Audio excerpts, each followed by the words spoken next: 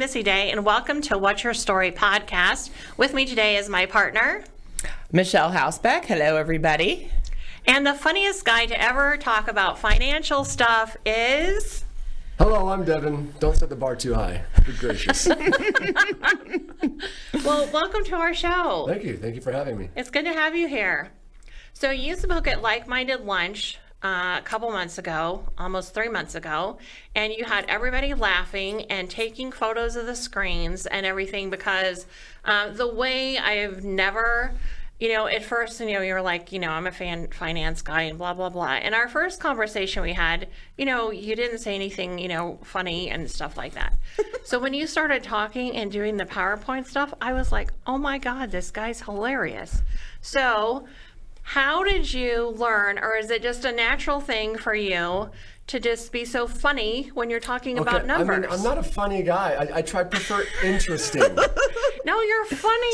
So it's frustrating because I've been doing this a long time, and I've done a lot of presentations. And when you do these presentations, typically a compliance department gives you like a script. And so I've paid for restaurants and invited people to the restaurant, and then you get up and you say, "This is a bond. A bond pays interest," and everyone starts dozing off. And so I've done my best now that it's my company. I'm my own compliance officer, so I get to approve all the slides. And so when you talk about finance with stories, to your point, a lot of what you talk about, people connect to that. And when you go to a comedian, a stand-up bit, they laugh because they realize that they do that too, or they recognize it in their life. And so if I can make a story come to life to someone because they've experienced themselves, then they tend to laugh at that. So I try to make it more interesting because finance is typically a more boring subject. Yeah, and I think that's the part why everybody felt like they connected with you is because of your stories, because, when you asked us the question, we'll go ahead and ask the question. The first question you asked us.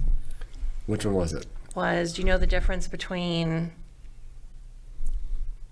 I need help. I have a lot of presentations. I wasn't there, so I don't know. What is the stock market? Is that what I asked? I think that's what it was. That one, but it was like the risk. The answer was, you said, you do take the risk. And I said, it depends, right? Because that's true. Yeah. And so can you tell your Snapchat story? Oh, geez, the Snapchat story. Yay, I was hoping you were going to tell a story. Oh, gosh. I have a few. So in short, the Snapchat debacle of 2019 is what I call it. So in short, there's a lot of news when you talk to people that are in investing about which stocks should I buy, and it's kind of like a Wall Street 1980s, 1990s sexy. What are we going to buy? What's up? What's down? Buy and sell. And a lot of that is not really the case anymore. There's a lot more diversification, and so regardless, I still fell victim in 2019 to buying into Snapchat as it went public. And after it dropped quite a bit, I bought in and I thought, I nailed this. This is going to be a perfect investment for me. It went up a little bit after about a month, and I made like 30% in a month. And I started to think like, I'm the man. I can do this, right? I picked the right stock. And that's the issue with investing a lot, is that you'll do it right once, and then you think that you can do it right all the time, and you get burned. And so I ended up reading some news online that made me nervous about Snapchat, and I sold. And the story plays out where, had I not sold, had I not read those news stories, had I not thought that I was so smart and so well read, that I would have made like $500,000 in my Roth IRA at 33 years old or something. It was unbelievably. So sometimes you'll find that if you buy a position and then you sell it too early, and it goes up, you feel like you've lost that money. Even though you didn't, you feel like you did. So that was one of the main stories that I told. And a lot of people relate to that because I talk to people all the time as part of my job that will say, I talked to a gentleman yesterday that said, oh, should I buy NVIDIA or should I buy Tesla? And you got to kind of get them to realize that you shouldn't do that in general. You should buy sectors and things like that to diversify. But yeah, we all learn these lessons one way or another, and that's one of the ways that I learned mine. My dad, he didn't really understand or care about the stock market, but my stepmom did. And so when I'm a Starbucks fanatic, and so when they went public, my dad was like, I'm going to give you $1,000 and you should get stock in Starbucks. And I was like, okay, sure, I love Starbucks. And then when it started going up and then it split and all the things, I was like, I need to sell it, right? So now it's time to sell so I can get all my money and stuff. And he was like, yeah, get your money. And she was like, nope, just let it go. So now I don't even look because it's like I don't want to look. Yeah, no. Yeah. But how do people know, like Yeah. to your point, what you made at the lunch? Like, how do you know when you should do it? Like you did with Snapchat. How do you know? Yeah. So one of the biggest frustrations that I have, and it's one of the things that I talk about in my presentations all the time, is that a lot of the stuff that happens negative in finance, we do to ourselves. And that's very sad.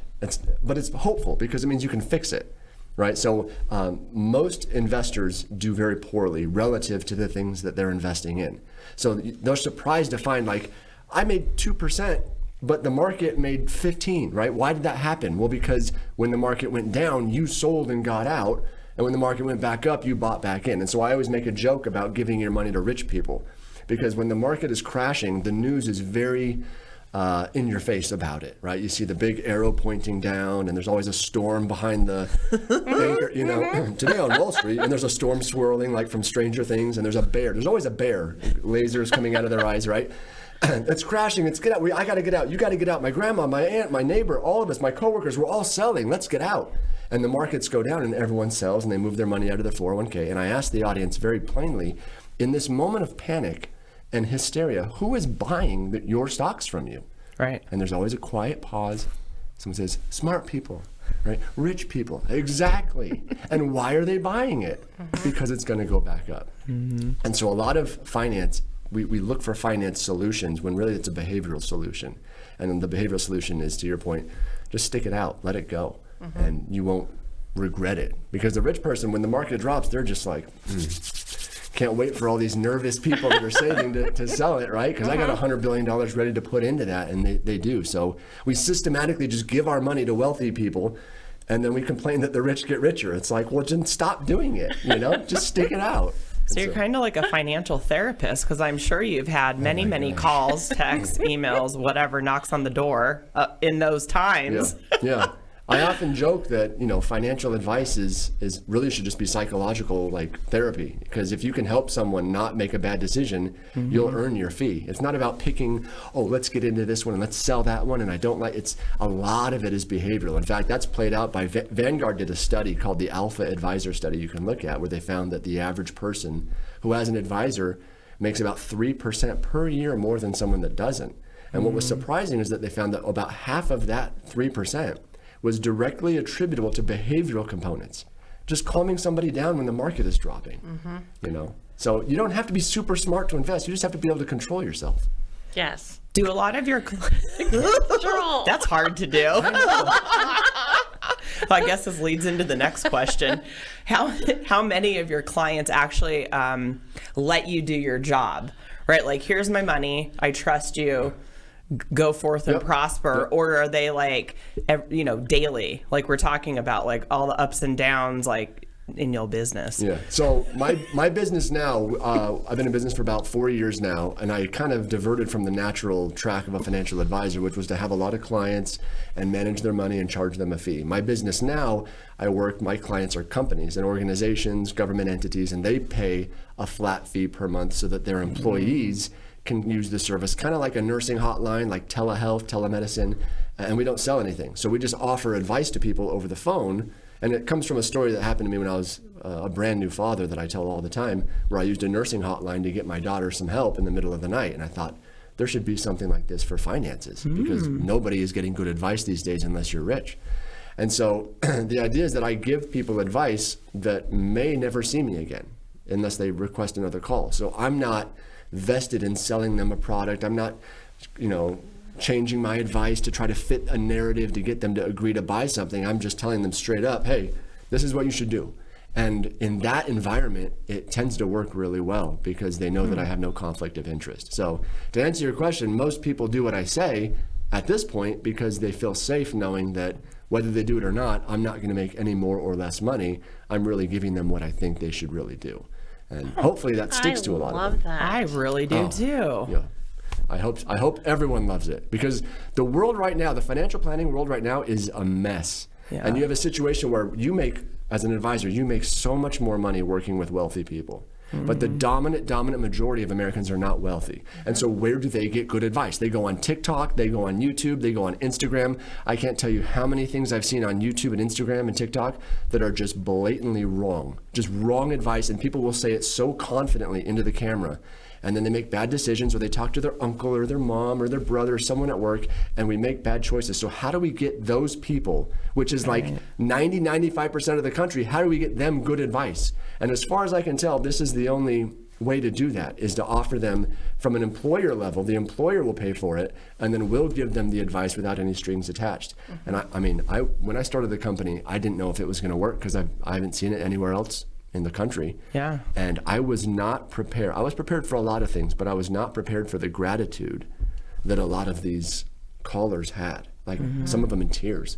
Like, thank you so much. This has never made sense before. You've made this make sense. And what I love about financial advice is that you can have a good half hour of time with someone and change the next 60 years of their life with just 30 minutes. Do you know what I mean? So when it comes to providing a benefit to an employer, like, what is that worth to make an employee better off for the rest of their lives? They're going to come to work, they're going to do better at work, they're going to have better relationships, they're going to stop stealing from you, showing up late, taking days off, all of those things that the data shows. Yeah. And that's kind of my mission. I love that, because I'm sitting there and I'm thinking that would be awesome for a lot of businesses to have that model. You know what I mean? Yeah. And it's not expensive relative to other benefits. I mean, health insurance is through the roof right now. Right. You know, and we charge like $3 a person. So it's really not bad. And the employees love it. Some of our bigger organizations, it's really become a part of the culture, and they talk about it, and we come and do regular presentations, and I do all the presentations because that's what I want to do. Ultimately, full time would be just to speak to people about money and make it make sense. Well, that's a great segue into what I'm going to ask you next. Oh no, we didn't plan that. So how we met is because you reached out because you were interested in the speaker bureau. And so What's Your Story has a speaker bureau for all different kinds of lanes. And I like that everybody pretty much has their own lane. You have the financial lane. So talk a little bit about that part of it. So when companies want you to come and speak, conference, convention, just their employees, what does that look like for them?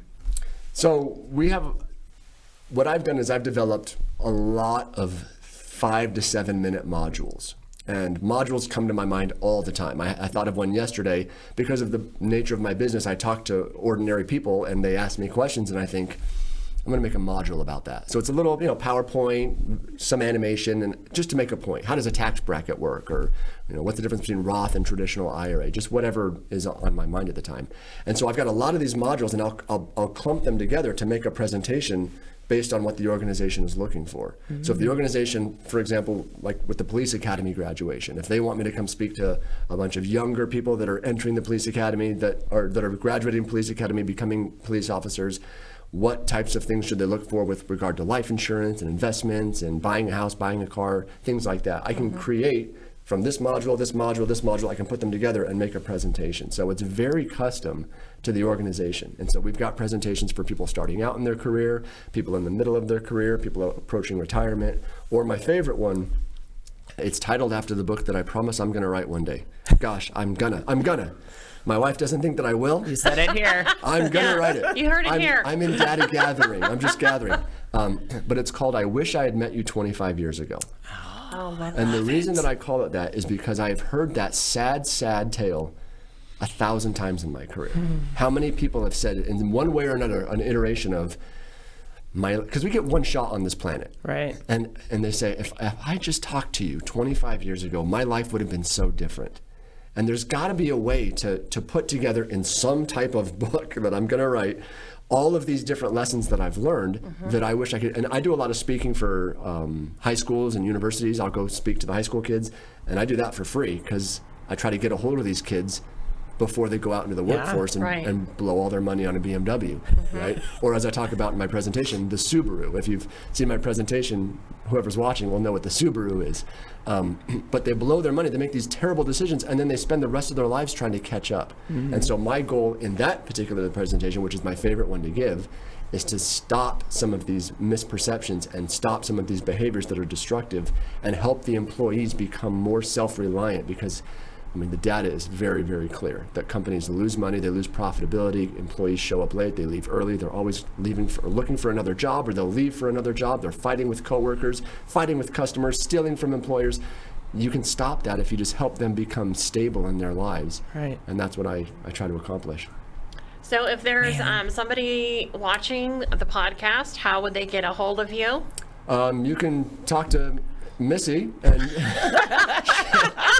she'll get a hold of me. Or the website is myforthright.com. So the name of the company is Forthright Partners.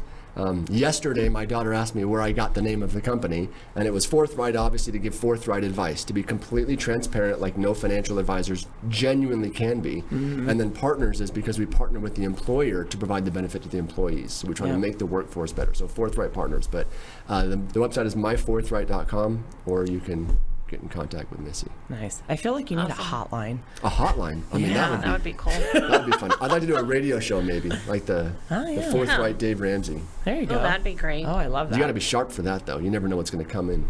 That's right.